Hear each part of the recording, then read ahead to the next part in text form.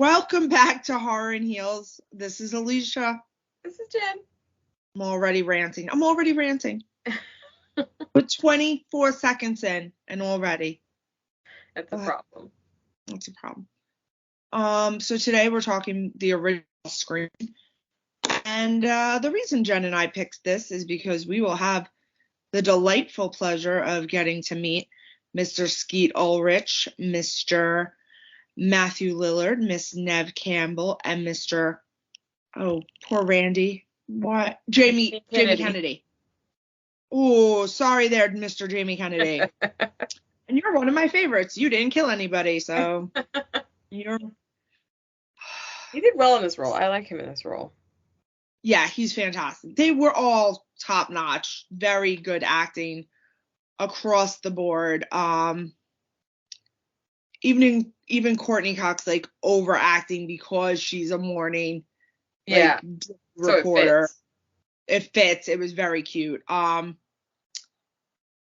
obviously this is the movie Wes Craven. We're clearly on a Wes Craven kick. That pretty much brought back the slasher genre, we can say. It had died for a little bit.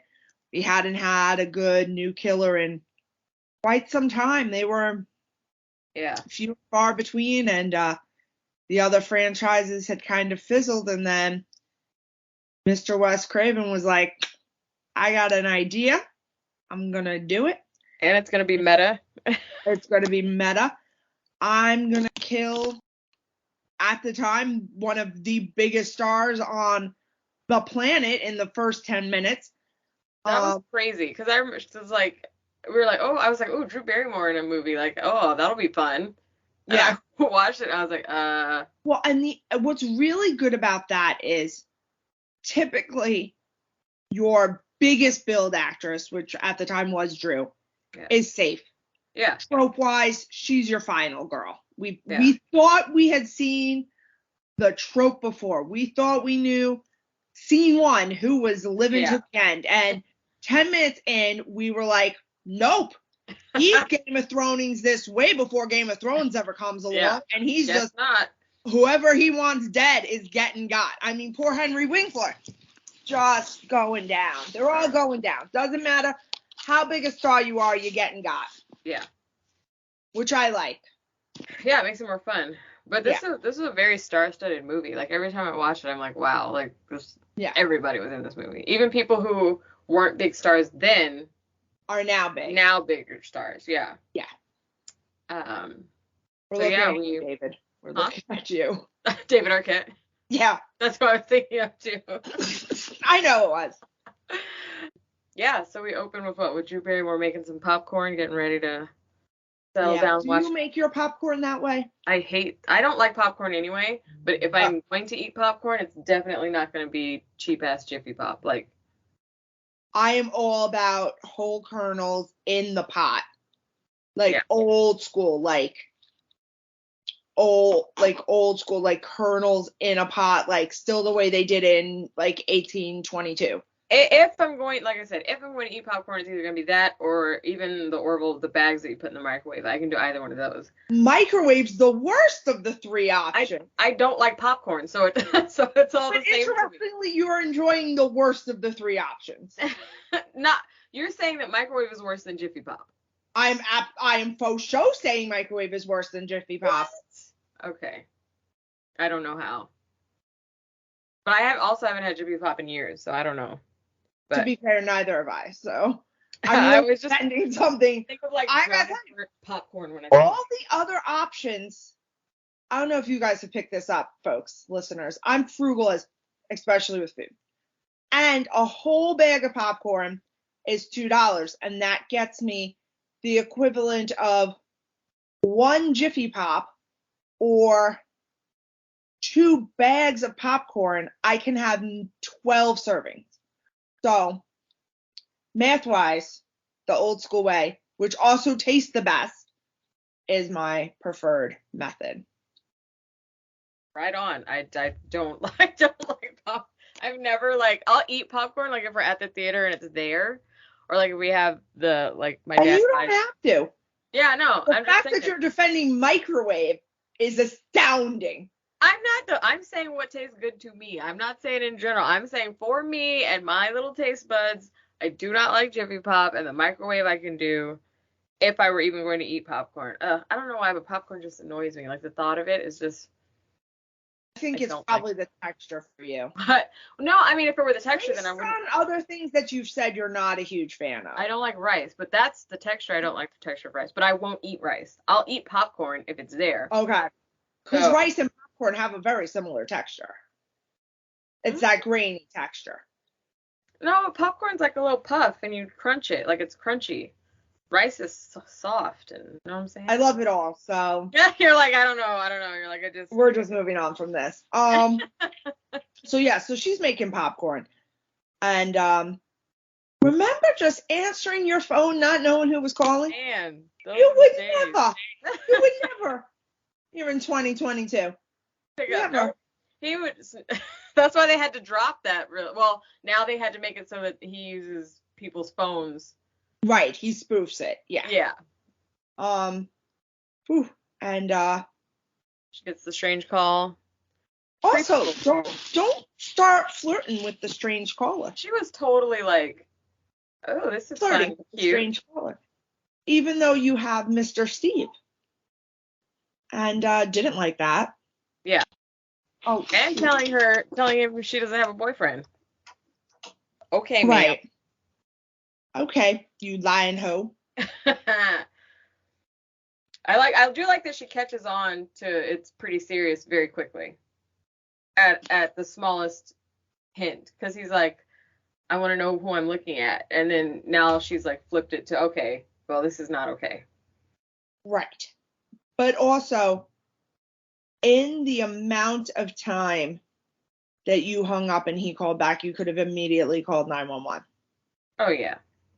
Also, I guess you would have to, I mean, this is also how we know the killer is definitely involved and connected in the town, because he says Steve's name. He also mentions, even if you called the cops, they're not getting here in time. So you know this isn't some random situation, that this has been, for whatever reason, because we know nothing about her, she has been chosen first. Yeah. And specifically. I'd be like, well, you know what? Let's give it a shot. I'll see. Let's see if the cops don't make it. Right. You're not going to get me with that. Like, okay. You're not getting me, but I could see how that could give someone pause if you live in a town and you know it takes a while. Like, you know how far away from anything you are. Just saying. What I love most about this movie upon rewatches is the movie's telling you the whole time. Oh my God, who the killers are the whole time. Yeah. Yeah. I have that in my notes. We find out why she was chosen. Yeah. Because she broke up with Matthew Lillard's character. Yeah, finding out, and this was the first time that I paid attention to the fact that she was his girlfriend, or they dated or whatever. They're literally telling you in each scene who has done it. Like, oh my God, if you're paying attention, which is crazy that you completely miss it the first watch. Yeah, I mean, even the second watch, you kind of, and by the, like, now that I've seen it so many times, I'm like, oh, that's when they told you why he chose her. That's why yeah. Billy, and when that first scene when they're all sitting at school, Billy and Stu are giving each other so many like looks. Yeah. And when Stu is like, I didn't kill anybody, and Billy's like, nobody said you did. Yeah. And he's like, shut the fuck up, like, stop talking. You're really pointing some arrows here.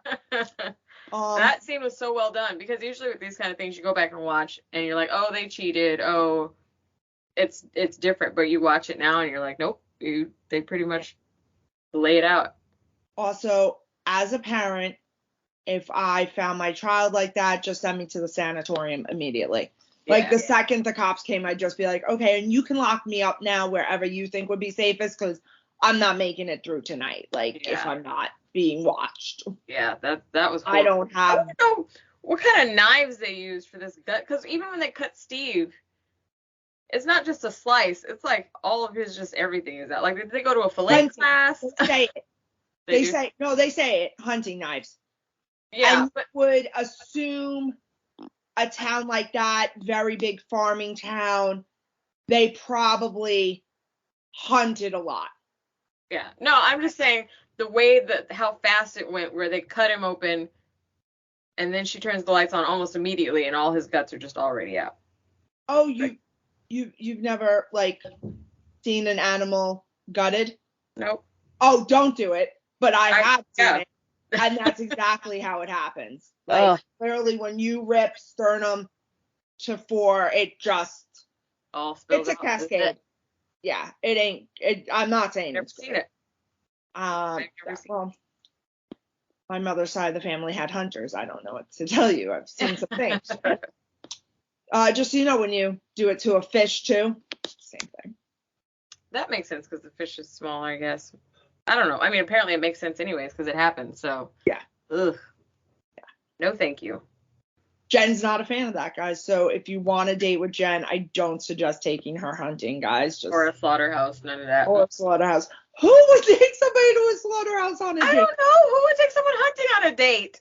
I know many a men who probably think that's romantic.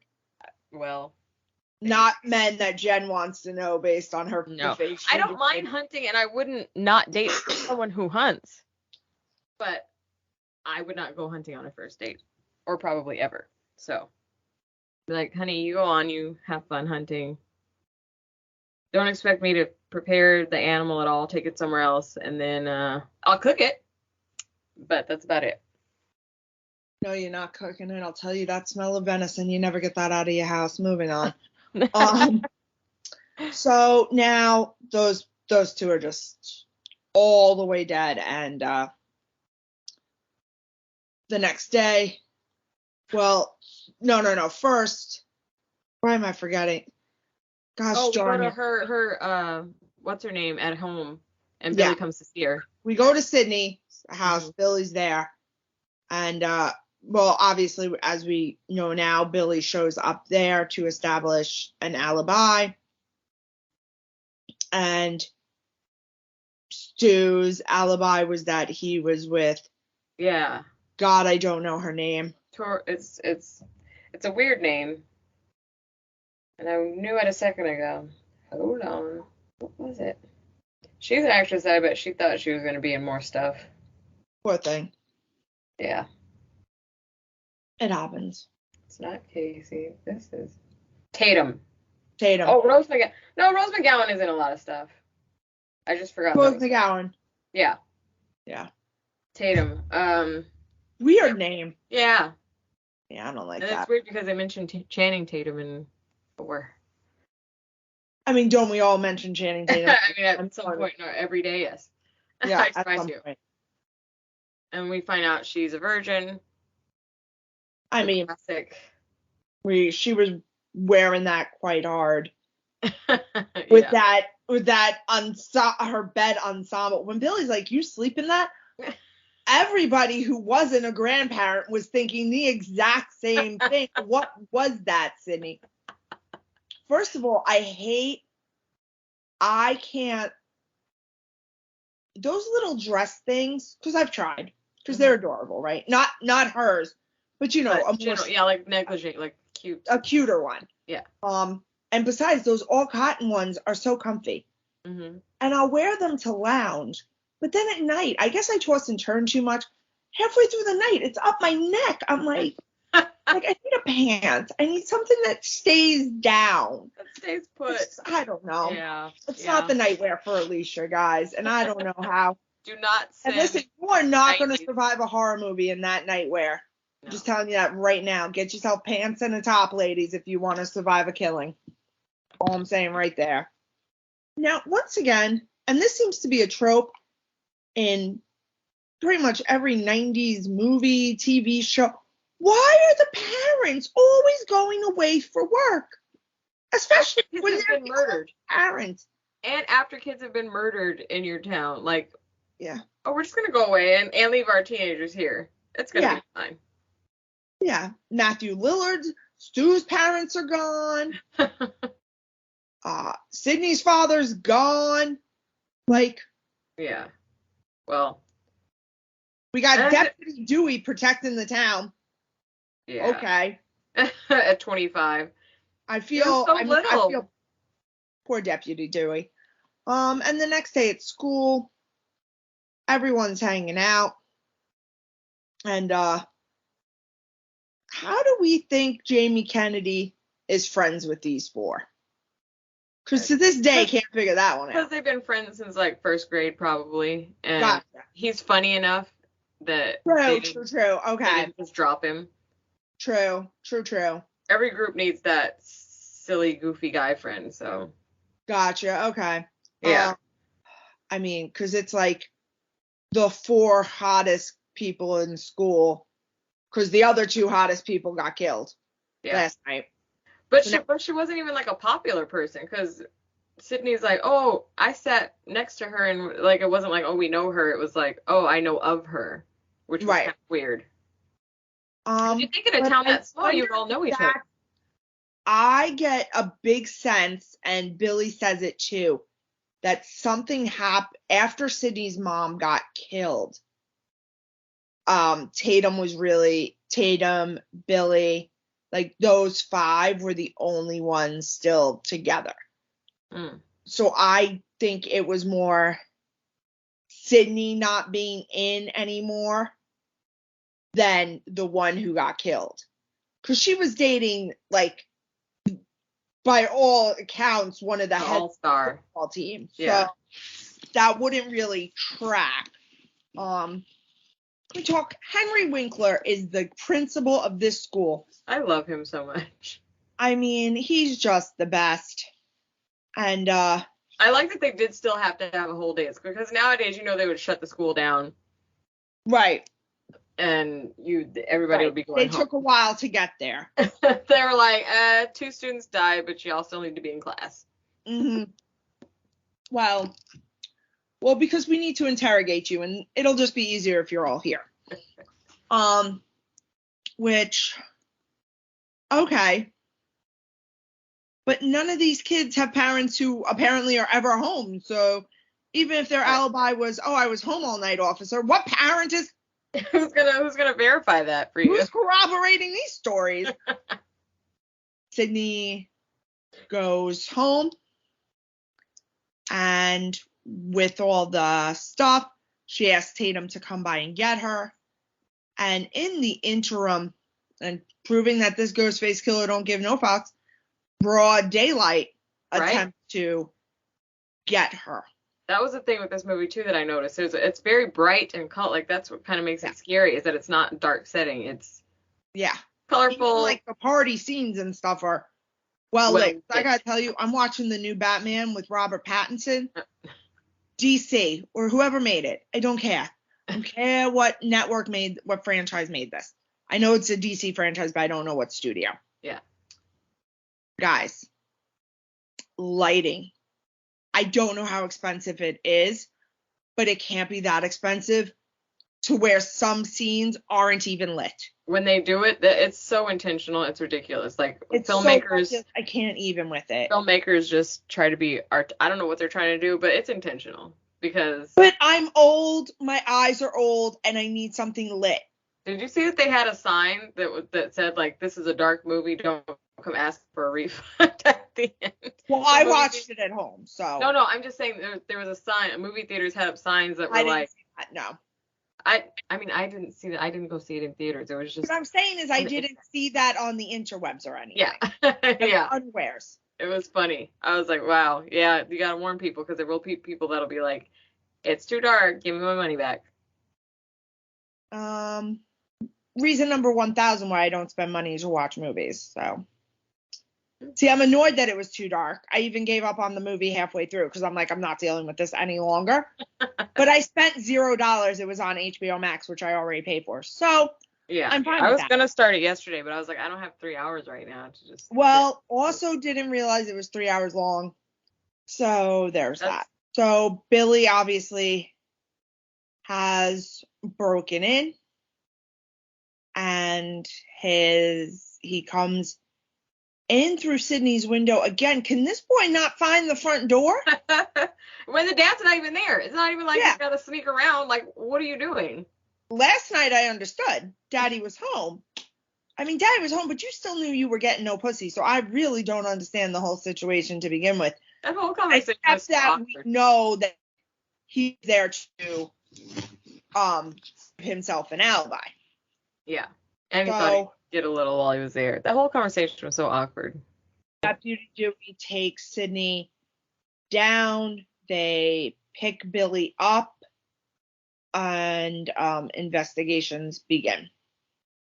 Poor Deputy Dewey is being mocked by Tatum. Gail's trying to get the scoop. I gotta tell you, and you're supposed to. So Courtney Cox does an amazing job. I hate Gail. Yeah. I hate Gail. You already ripped this young woman's life apart once, and now this young woman's life is literally on the line. Somebody literally just tried to kill her, and you think this is the time for your big scoop. That's all journalists. That's all journalists in all movies. They're all the worst characters, like just no soul. And they all do it in the name of the public deserves to know. You don't give a shit about the public knowing. You just want your Pulitzer or whatever it is. I am friends with and know real life journalists, and they all tell me, they're like, no, this goes against our code of ethics. You wouldn't do this if you were an ethical journalist. You just don't. Like, well, yeah, that's if you're an ethical journalist, but those are probably few and far between now. But obviously, it's also a character trope that you need in these movies because right, exactly. And then Gail decides that she's just going to sneak around the side of the police department. And I gotta tell you, once again, more people would stop acting a fool if they knew the right hook was coming for them. Because I guarantee you she wouldn't have done it if she thought a right hook was coming. Yeah. Because she slowed her roll after. Yeah. But it was that last little thing, because Sydney was ready to turn around and walk away. Yeah. And she had to say that one last little thing. I'll send you a copy. And then that. Bitch. No. That's why you just be quiet sometimes, because you don't know where people are at. My father has said to me since I was a little kid, nobody has ever gotten in trouble for keeping their mouth shut. Yep. Shutty. You know, quotes the daughter who has a podcast where all she does is pop off at the mouth, you know. Sometimes. It's fun. My dad's so proud. That was a mean Good punch. for her. Yeah. So we meet the only parent in town that's actually home, Tatum and Dewey's mom. And I really like that she's not stupid. Like, yeah. She's not, because I hate, because in a lot of slashers, the parents are dumb or unaware or not. Right. Not like people you would want as parents. Like, you're supposed to know better than I do. Right. But then something happened and she dropped the ball day 2 because everybody's out at the party. Well, yeah. During curfew. And none of these parents cared. They were all just like, But I don't know that I disagree with that mentality. I'm going to tell you why. Safety in numbers. But if they're killing high schoolers. I hear what you're saying, but I think they thought one killer, right? Because Casey and Steve were separated, right? So one-on-one, you can't really take a killer, right? Sid was home alone when the killer came for her. Even the principal, who they don't know about yet, but he's alone when they come for him. I think the parents' thought process was safety in numbers. But the numbers would be killers. But no, the numbers would be you be with me. Like, we'll be all home together. You don't go off with a bunch of stupid teenagers. Well, none of these parents are home. We've already established no one's home in the town. I mean, honestly, though, we just show they don't show any parents. But yes, we know that these parents, most of them are home. We know Stu's parents aren't home because they're having a party. But I'm sure that all these other kids' parents are in town and at home. They have to. Not all these parents are gone. I don't know. And even if they were gone, then I'm sure they didn't give the kids permission to go be at the party. This was one of those sneaky teenage parties. Sneaky teenage parties? How sneaky is it if Dewey's walking in and not even confiscating well, at this point, Dewey's compromised. He's trying to get some and look cool. Right. He's just trying not to get yelled at by Tatum again, really. It's really weird. I love how they don't really mention her again and it's his sister and he like kind of is like, Yeah. There's no remorse. There's no like, oh man, my sister died. It's kind of, that's the one. Oh, yeah. What? Well, I don't think he knows. At the time that the movie ends, he's unaware. Yeah, that's true. That Tatum has died. Because she's died during the party, so. Right. Yeah. He doesn't find her body. It's Gail does. Nev who finds her body, and Sydney doesn't have time to process that because she's running from a killer. Like, as she trips over her body, she's like, oh, okay, well, I gotta still run or I'm ending up like that. Yeah. Like, you understand. You don't got time to cry now. You'll cry when you're alive. Right. Cry when you're alive. Right. You gotta bottle that up. And I like it. I love the foreshadowing about Sydney's strength right from the beginning when Dewey says to the sheriff, she's a lot tougher than you think. The sheriff's like, yeah, well, with all she's gone through, I'm sure she is. So, and she was. She was. She never. we saw her knock out Gail. Yeah. So it wasn't like just out of nowhere.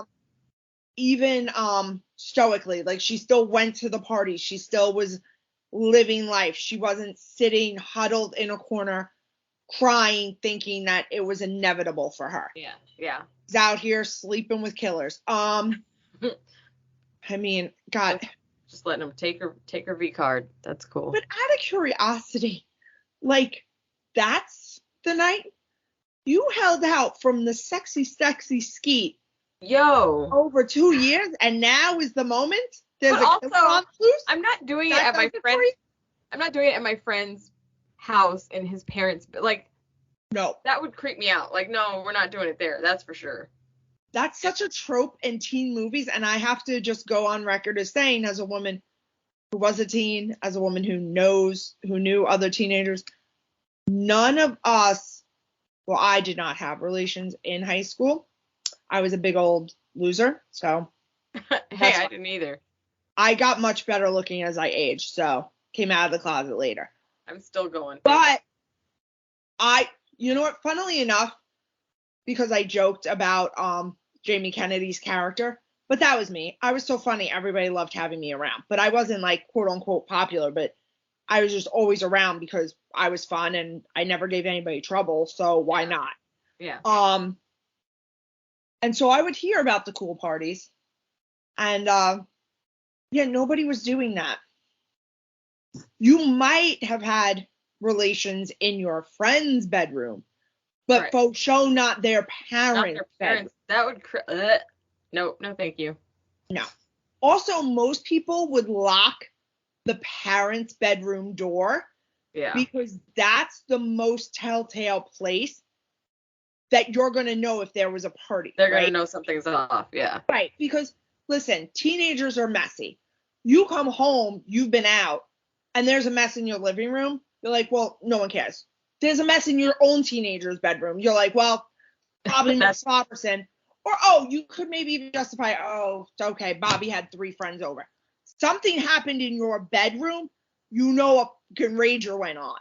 Yeah. That's when you get caught, the Baron's bedroom. Because you and your 2 friends coming over aren't going to go hang out in my bedroom. No, exactly. Exactly. So. I do like the going back, the Blockbuster scene. That was hysterical. With Randy and Stu. First of all, the nostalgia. Yeah, Blockbuster. Mm-hmm. And that whole scene right there is telling that like when you watch it, you're like, they look like the freaking killers, the way that they're on him. And then, so they, like you said, they basically tell you it's Billy the whole time, and it's not wrong. It's kind of weird. But for some reason, when you first watch it, you're still like, oh my God, it is Billy. Well, at some point, Randy does go a little nuts about the formula, and you're like, Randy, my friend. Yeah. Yeah. But that's okay. Little Oh, misdirect, but it's okay. he's like, if you're a suspect, why are you standing in the horror section? Right. Like, all right, now you're going a little too deep with it. But then that whole scene where they're like, what would your motive be? And they're being like really creepy. I'm like, guys, that's not a good look. Yeah, don't do that. Uh, Mm. Are we boring you, Alicia? Yes. No, I'm kidding. Still not over the upper respiratory infection, so a coughing fit wakes me 3 to 4 times a night. So bear with me, please, listening audience. Yeah, Chris, Joel, bear with me. Now I've named our whole listening audience. Moving on. If you are part of our listening audience and would enjoy a shout out, let us know you're part of our listening audience. Yeah. That would be shout out. We'll give you one. We'll do it. Oh, funnily enough, our Amsterdam listening audience has left us. Well, they haven't left us. They've just left Amsterdam. Oh. So all right, our 1% Amsterdam audience is back in the States. Sorry. Yeah. They moved back home, which I'm very excited about because I miss them. But our Amsterdam numbers. We need a new Amsterdam listener. Anybody? If you know somebody in Amsterdam, tell them about us. So, I mean, I would have loved to go to this party. Horror movies, beer. Oh, yeah, totally. Silver aside, it looked like a great party. The cops aren't even busting it up. And it wasn't even like a rager where they were like getting crazy and stupid. It's like there's a bunch of them, they're sitting on the couch watching movies. Like, if I came home and my teenager was having that kind of party under normal circumstances, I'd be like, all right, except for the alcohol. I'd be like, all right. And the thing is, too, the alcohol, as long as every one of those kids handed me their car keys, I'm pretty okay with it. If it were legal, I'd be okay with it. If it's illegal, I'm not condoning you with illegal behavior. I can't. I'm a rule follower. I'm not doing it. It's the most ridiculous law that the United States still... I concur. But just because I don't agree with it doesn't mean I don't have to follow it, which is rough. But yeah. What happened to you? Huh? We'll delve into that next time on Therapy for Jen. That's not that. I think that's pretty upstanding citizenly of me. I'm a rule follower. I don't know what to say. It's how I was born. Okay. I'm not. I'm the type of person who doesn't even read directions before assembling something, so. Oh, that's rough. I try to do that, but it never works. I'm just like, let me just read the directions. I still like doing it, and I try not to read the directions, but I end up doing that anyways. Yeah. This movie also has a lot of like, did I say this on the last one? That Tatum is wearing a jersey that says the number 10 on it, which is an homage to Johnny Depp's 10 jersey from Nightmare on Elm Street. You didn't say it in the last one. Sweet. Okay, well, there you go. So you said it now. Yeah. I like all the little Easter eggs and things. Yeah. And I like how she says, you're sounding like you're in a Wes Carpenter movie. Right. And I was like, that's awesome. I like those little horror fan Easter eggs. I love a nice Easter egg. Always makes me happy. My favorite one that I noticed last night was when Randy's on the couch and he's watching the movie and you see Ghostface up behind him. Yeah. He's talking to Jamie Lee Curtis, but he says Jamie, turn around, and it's Jamie Kennedy that's saying it. So he's that was really cute too. I noticed that one last time. And it's funny that he was calling her by her real name, which is also his character name. Yeah. Yeah. If I'm Stu's parents, I'm pissed. There is too much blood in my house. I'm never getting resale value back on this. I'm gonna have to discount this like the Amityville Horror House, and I don't want to. It's a fortress. It was so much blood. So too much blood. Well, A, too much corn syrup, and then B, too much blood. Too much actual blood. Did Stu not think that wouldn't come? That red corn syrup was gonna come out of wood? Because it's not. That is stained. Food coloring stains everything. You had to see me Easter Sunday. I threw down 5 paper bags. Like, I opened them up and put them all over my table. Because you ain't staying at my table with your egg dye. You're not. You're not. Not happening. But, I mean, when Stu goes, my parents are gonna be so pissed at me. I'm like, yeah, did you see what you did to their fucking house? I'm pissed now. I love that. That's when he's like starting to like lose it. You can tell he's like lost too much blood. And then when Billy throws the phone at him, he's like, "You threw the phone at me." His whole meltdown there. You can tell he went all out for it. Impeccable. It's a great meltdown. I hope they did that in like 1 or 2 takes because he's so intense in it. Like that seems like it would have been draining. Yeah. Like he's the kind where he's spitting while he's talking. Yeah. He's just so adorable. He is. He does. And also, he's a man who aged well.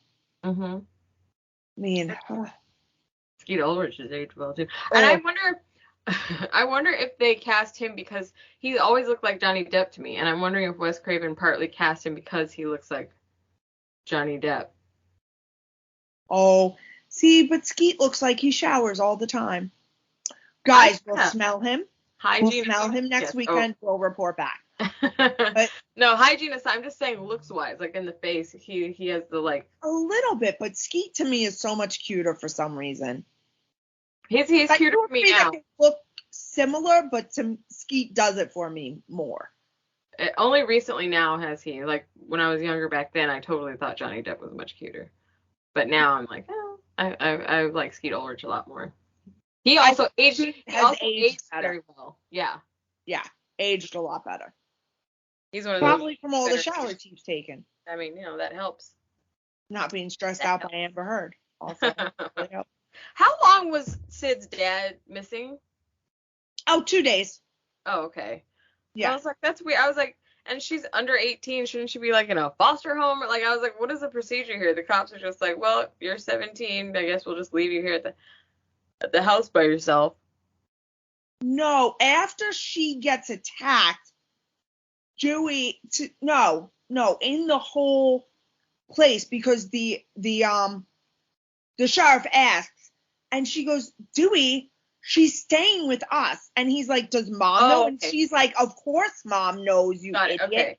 So yes, at that point in time, she's staying with them. Okay. Yes. I knew she spent the night that one night, but I didn't get that she was staying with them. Okay. I mean, this movie happens pretty fast. There's not like it's 2 days. Yeah, there's not like a long passage of time. Yeah, because they're at school. Mhm. So that night it happens. They're at school. That night Sydney gets attacked. Mhm. The next day they're at school, so that's day 2. School gets cut in half when Bozo number 1 and Bozo number 2 go running around with the mask. Yeah. Oh, that pisses him I'm not off. This bullshit. Because if people are doing that, then the real killer can be doing it too. I'm not. Cancel school. The party happens. Done. So it's literally like a day and a half. Yeah.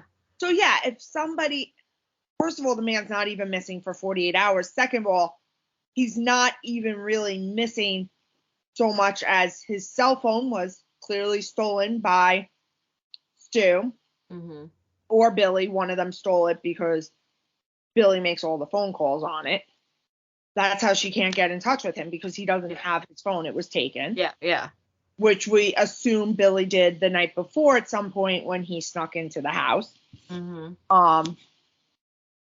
And then, so he's not even missing for 48 hours. And the deputy's mom is watching Sydney. I mean, if I was a sheriff, I'm letting that, in a small town, I'm letting that fly too. Oh, yeah, that's fine. Like, the safest house has said we take responsibility for this young lady. Yeah, as long as there's an adult in charge of her he's not missed. And, I mean, I get it, 17, like, you don't really need someone in charge. I was just wondering, like, what the procedure for that would be. Like, do you just let this?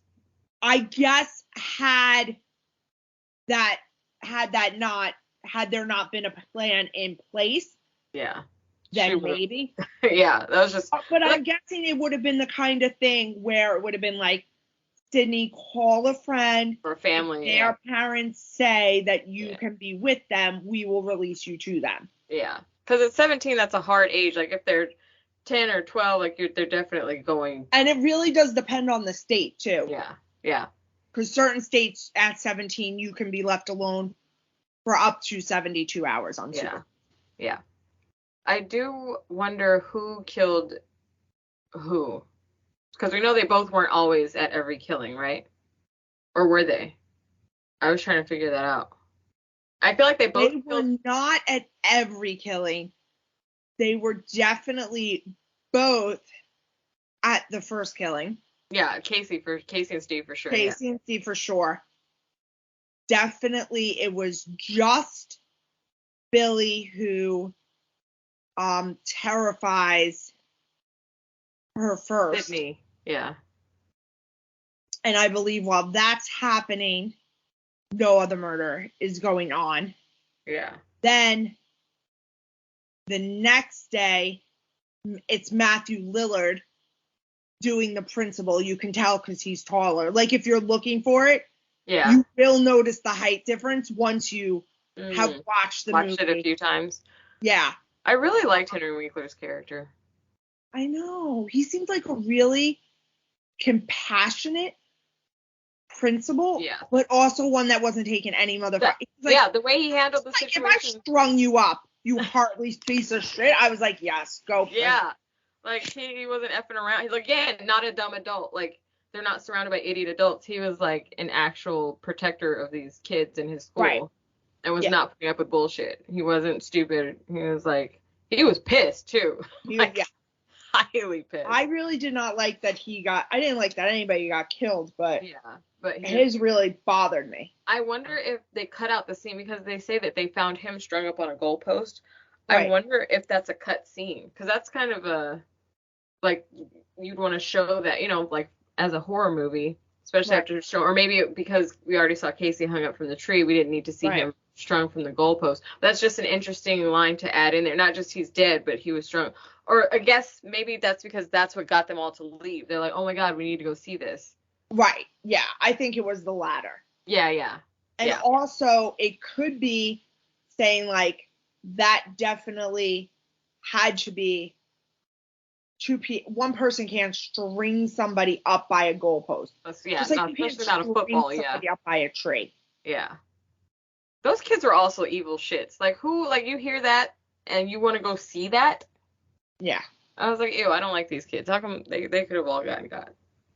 But they were also inebriated. I could be. Oh, I could too, but remember that I personally am a 40-year-old woman who can handle her liquor, and these were 17-year-old pieces of shit. And you had reporters around your school for days, almost glorifying this shit to the point where it's probably fucking with your little psyche.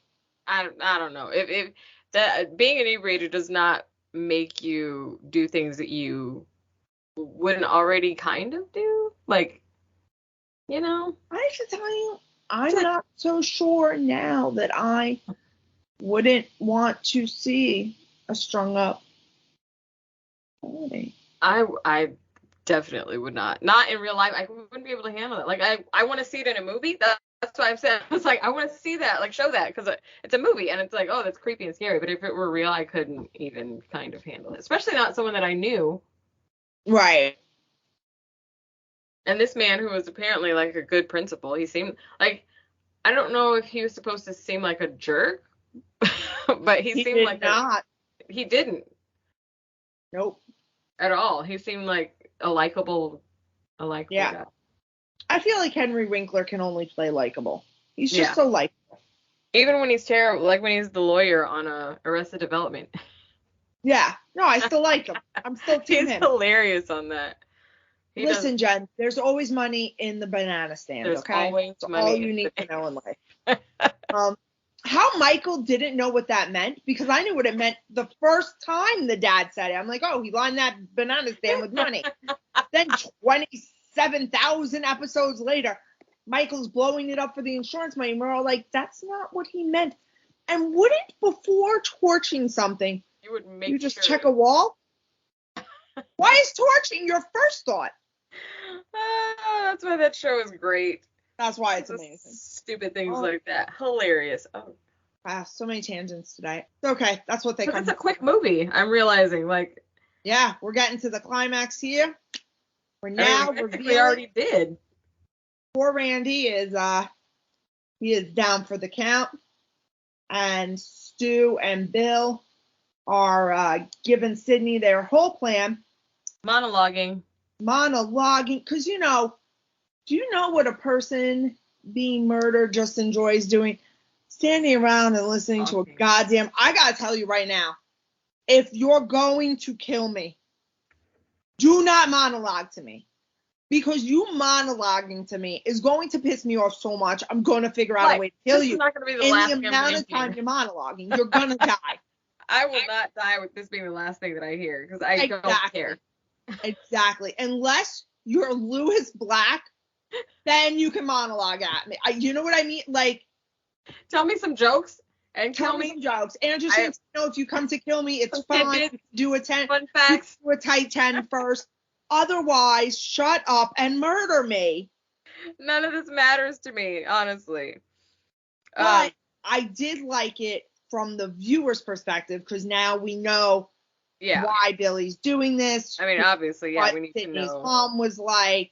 We had heard some tales about it before. We know they're the guys who framed Cotton. Which is the one, to me, that's the one redeeming factor for Gail, is that even though she was doing it in the name of journalism, it was that, like, she actually was asking the right questions. Yeah. She was a bitch about it. Right. Because Sydney was not just purely innocent in this. Like, she actually was about to send a man to... But to be fair, I don't know entirely if I was the jury and I heard that she saw someone wearing his coat, because she even says, and they all agreed, because she even says it, she goes, I saw someone wearing his coat, that I saw him wearing his coat. And then Gail says, so you saw she someone. Never lied. She never said she saw his face. As a juror, I'm not just taking code evidence. I'm sorry. Right. If there's no DNA backing that up, I'm not just taking code evidence. Yeah. Well, and then they planted it. DNA evidence, then really Sydney's, as far as a juror in my head, Sydney's evidence doesn't matter. Once you have DNA, your words don't matter to me. Yeah. And then to me, it would be too convenient that his jacket was then found in his car. Like. Right. That sounds like killer is leaving. Oh, let me remember to put my jacket on. Right. And then I'm just going to throw it in the back of the car. Yeah, no. So they do this whole exposition. They have poor Sydney's father, in which they say they're going to kill everybody. They'll be left for dead. Somehow these two idiots think they're going to survive stabbing each other. Stabbing? And I don't understand. Multiple? We can do this once. One. We don't need multiple stabs. And so deep. Deep. Every time. I can't even imagine what a stab feels. I don't want to know what a stab feels like. That's like one of my worst fears. And then Gail comes in with the gun that she does not know how to use. Yeah. And Gail, darling, even children know about the safety on a gun. Right. And even if you click and it's not working, don't let him walk up to you. Well, at that point, if it's clicking and it doesn't work, get your arms in, and he's walking towards you, get yourself in a bashing motion so you can bash him in the head with the gun. Or a gun is very heavy. These are not light objects. If you bash somebody in the head with it, it's gonna do something. Yeah. Stop him, stall him, do something. Yeah. And then for some reason, I think it's okay to leave Sydney in the kitchen while they go play with Gail. Because they're dumb. Why they thought she would just be standing there when they got back. I don't know. Because they're idiots.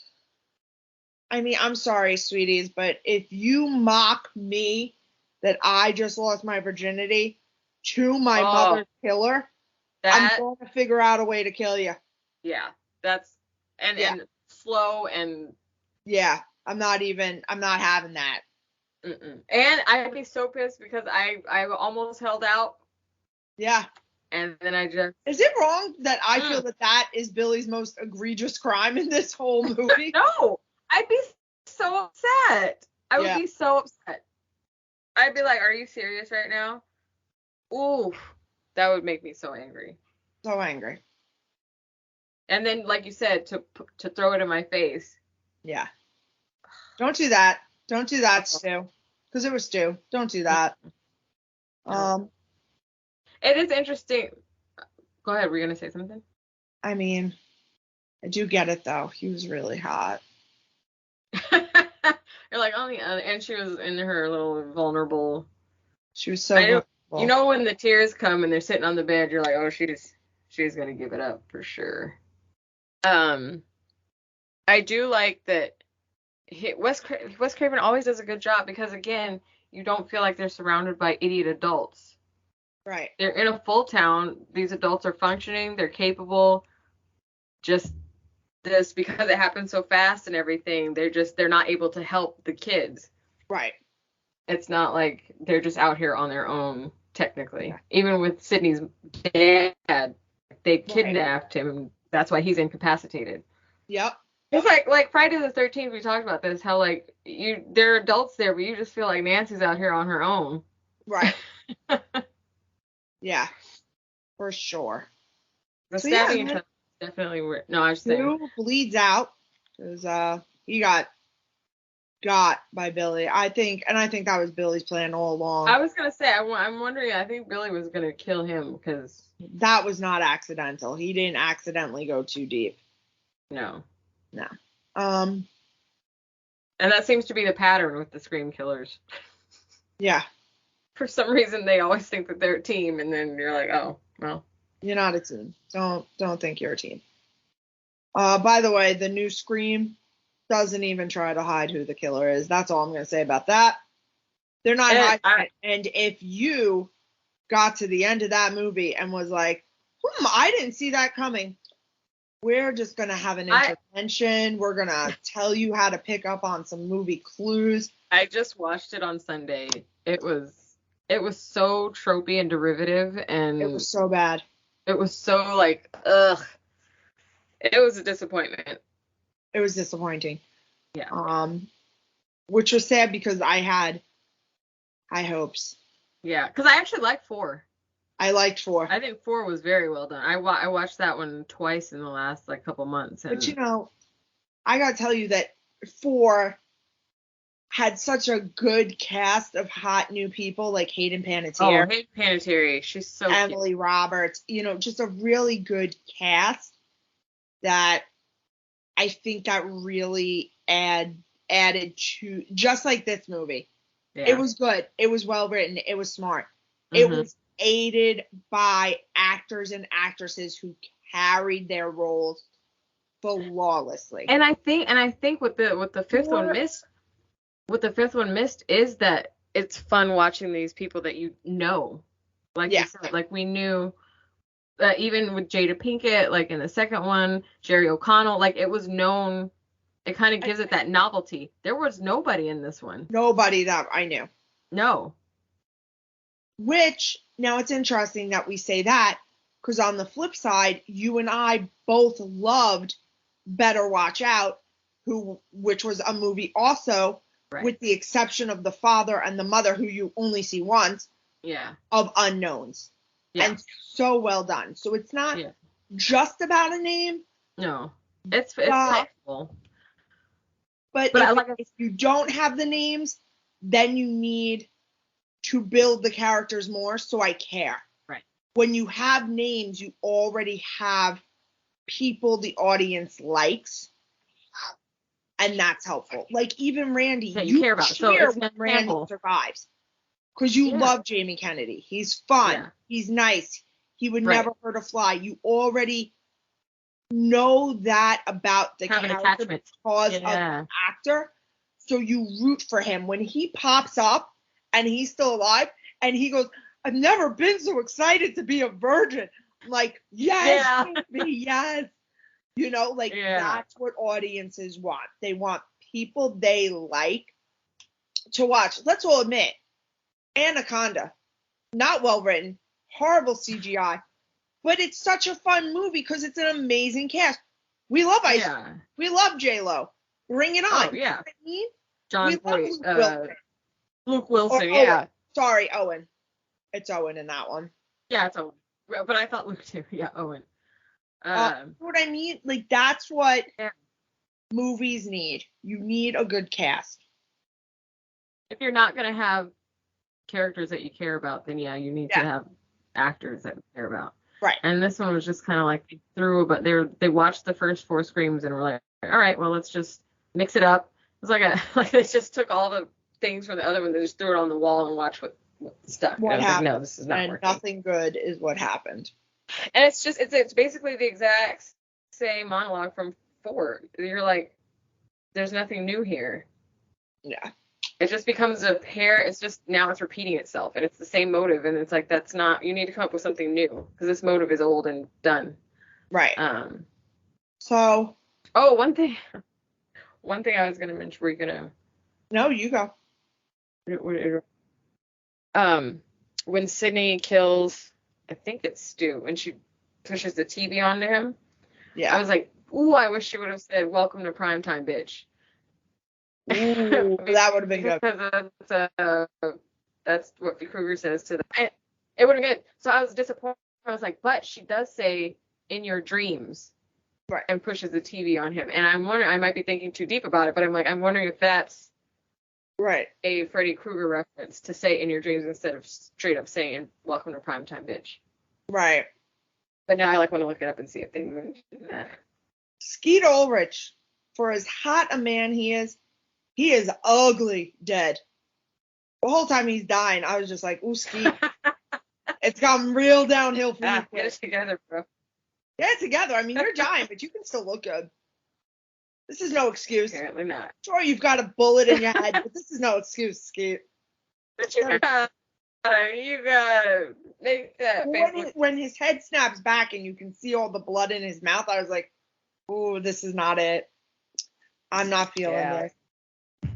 Oh, that's the other thing I was going to ask you. I know you keep trying to end it, and I keep thinking of things. Why did they say they just wanted to kill Tatum? Because it didn't seem like he didn't like her or anything. I think just because she was Sydney's best friend.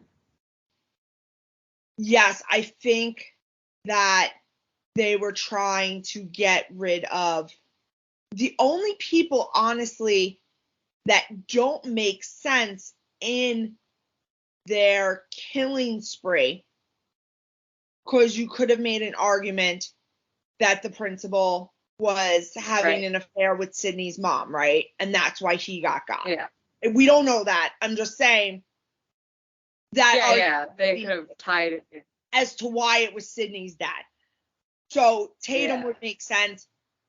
He needed to kill her to get her away from Sydney so he could kill Sydney. Same with Billy and Stu. Same with Randy. These were her core main people.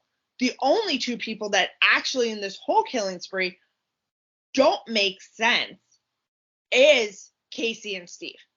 You find out very quickly that Sydney does not know them well at all. Doesn't even know who she is. She doesn't spend time with them, so the father wouldn't have needed to kill them to get rid of her. So they were the only 2 outliers as to people that he would have been killing off to get to his daughter for whatever reason, which also didn't make a lot of sense. Dumbass high schooler. Yeah. That. All right, that makes sense. Because I was like, dang, he just killed. Because they didn't get the sense that like they were having issues or. Doesn't make a lot of sense. No. He had done nothing to anybody. If anything, we should be congratulating this man. He's given us days off from school. Right. Until further notice. You all just rest and relax. It was just a kill for kill's sake. Yeah. Just to make us sad that Henry Winkler was gone. Well, yeah. I mean, like I said, he was Game of Thrones in it long before Game of Thrones. That's where Game of Thrones got the idea. You're like, ooh, let me just kill off characters. It don't matter. Don't matter. Nobody cares. They'll still love you. Speaking as a woman who has never seen a single episode of Game of Thrones, I just happen to have heard some stories. And what? I happen to have heard stories of the show, but I've never seen a single air. Incest and dragons don't do it for me. Then this is not your show. Yeah. Dragons do it for me.